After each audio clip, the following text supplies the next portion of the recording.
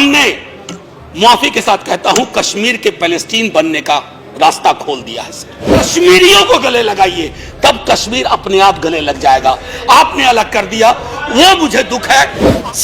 PDP BJP की जब सरकार चली और पॉलिटिकल कम्युनिकेशन जैसे कत्ल हुआ, मैं समझता हूं सर उसको भी इस अफसाने में आना चाहिए कि पॉलिटिकल कम्युनिकेशन का कत्ल हुआ, उसकी वजह से 30 साल पुरानी घाटी में छवियां वापस आई। और मैं 370 के बनने की गाथा जानता हूं सर, मैं कश्मीर का हिंदुस्तान में विलय का इतिहास जानता हूं। उसके पक्ष में कतई नहीं खड़ा हो सकता सर कि हमें क्या चाहिए, कश्मीर की जगह, जमीन या कश्मीरी अवाम। सर आज मैं दुख के साथ कह रहा हूं, मेजॉरिटी है, we profess democracy but rule by force in Kashmir. मैं नहीं कह रहा सर, जेपी कह रहे हैं, अब उनको सूली पे मत टांगिएगा। हम कॉन्स्टिट्यूशनल हिस्ट्री के ब्रूटल मर्डर के खिलाफ हैं सर। हिंदुस्तान की मोहब्बत का अगर कोई पैमाना हो ना, तो डिस्पेंसरी में मशीन लगा दीजिए और तोल लीजिए किसमें कितना है हिंदुस्तान के लिए मोहब्बत का। सर इतने पे ही बात नहीं रुकेगी। एक नेहरू जी को भी लिखा था 1956 में जयप्रकाश नारायण ने। मुझे दुख के साथ कहना पड़ रहा है, 5 साल बाद आप मुझे मानोगे, आप नैरेटिव चला रहे हो, चलाओ, लेकिन कोई भी नैरेटिव इस मुल्क में अमृत पी के नहीं आया।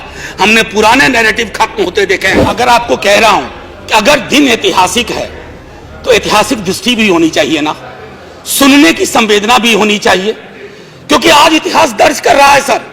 आज हो सकता है हम में से कुछ को फिक्टिशियसली विलेन बना के पेश किया जाए, लेकिन मैं इस बात को आपके सामने दावे के साथ कहता हूं, 5 साल बाद जेपी की यह चिट्ठी पढ़ी जाएगी और कहा जाएगा कि सदन में कुछ लोग थे जिन्होंने अपनी सरकार को आगाह किया। प्रोफेसर मनोज कुमार झा। धन्यवाद उपसभापति महोदय। मेरी मां टेलीविजन देख रही थी, उन्होंने मुझे व्हाट्सएप पे एक मैसेज भेजा कि मनोज कूल रहना बोलने में। मैं कोशिश करूंगा मैं कूल रहूं। कृपया बोलने दे, कृपया ट्रेजरी बेंचेस पर आगे बोलने दे, कृपया बोलने दे। माननीय मनोज झा जी, आप चेयर की तरफ देखकर एड्रेस करें, आपकी बात ही रिकॉर्ड। सर उधर भी देखने का मन कर जाता है। सर आर्टिकल 370 वो तो इस जन्म में नहीं होगा। आर्टिकल 370 को लेकर के जो चीजें हुई हैं सर, मैं उसके पक्ष में कतई नहीं खड़ा हो सकता सर। मैं अपना इतिहास जानता हूं सर, मैं 370 के बनने की गाथा जानता हूं सर, मैं कश्मीर का हिंदुस्तान में विलय का इतिहास जानता हूं सर। मैं बौनी समझ का नहीं हूं सर, और चूंकि बौनी समझ का नहीं हूं, मैं लगातार इस सदन में कह रहा था कि हमें क्या चाहिए, कश्मीर की जगह, जमीन या कश्मीरी अवाम। सर आज मैं दुख के साथ कह रहा हूं, मेजॉरिटी है, बार बार आगाह करता हूं, मेजॉरिटी आती है ना सर, तो बड़े अच्छे और बुरे दोनों ख्याल आते हैं सर। अच्छे वाले को पकड़िए, बुरे वालों को छोड़ दीजिए। मैं एक माननीय उपसभापति महोदय मेरे ठीक समक्ष,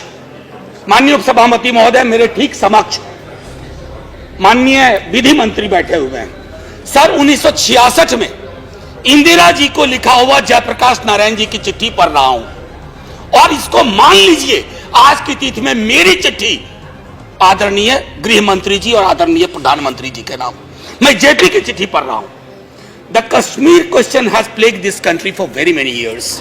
it has cost us a great deal materially and spiritually. We profess democracy but rule by force in Kashmir.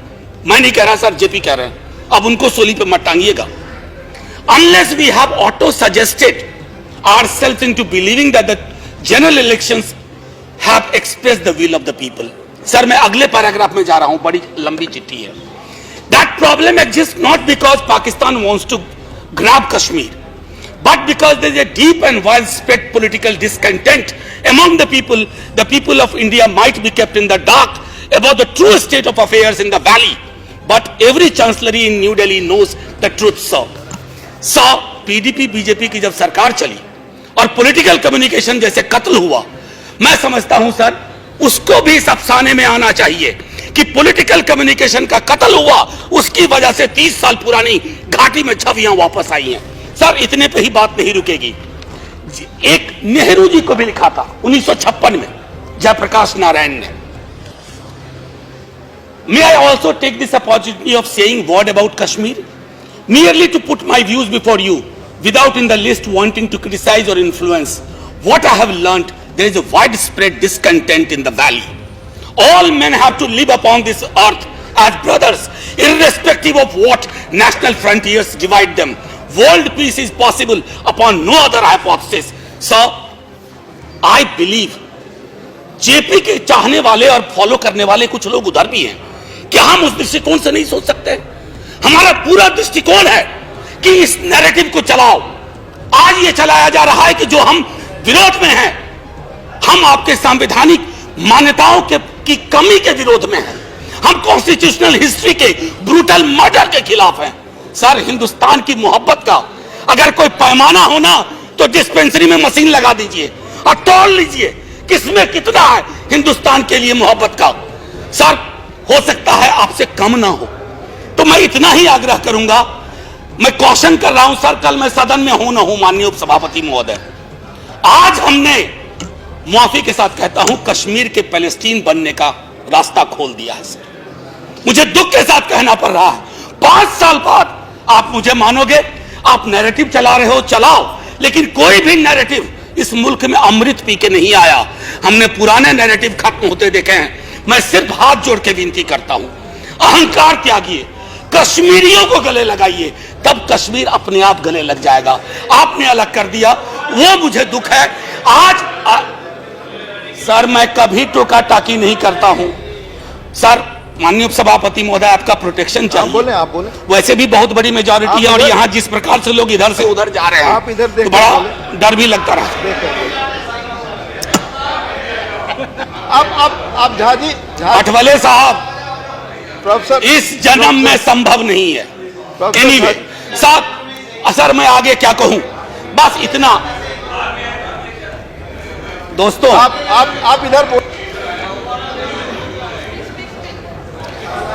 आप अपनी बात कंक्लूड। सर मैं कंक्लूड ही, आप चेयर को देकर संबोधित करें, आप ही की बात रिकॉर्ड पे जाए। मैं अगर आपको कह रहा हूं कि अगर दिन ऐतिहासिक है तो ऐतिहासिक दृष्टि भी होनी चाहिए ना, सुनने की संवेदना भी होनी चाहिए, क्योंकि आज इतिहास दर्ज कर रहा है। सर आज हो सकता है हम में से कुछ को फिक्टिशियसली विलेन बना के पेश किया जाए, लेकिन मैं इस बात को आपके सामने दावे के साथ कहता हूं, 5 साल बाद जेपी की यह चिट्ठी पढ़ी जाएगी और कहा जाएगा कि सदन में कुछ लोग थे जिन्होंने अपनी सरकार को आगाह किया। जय हिंद सर। धन्यवाद।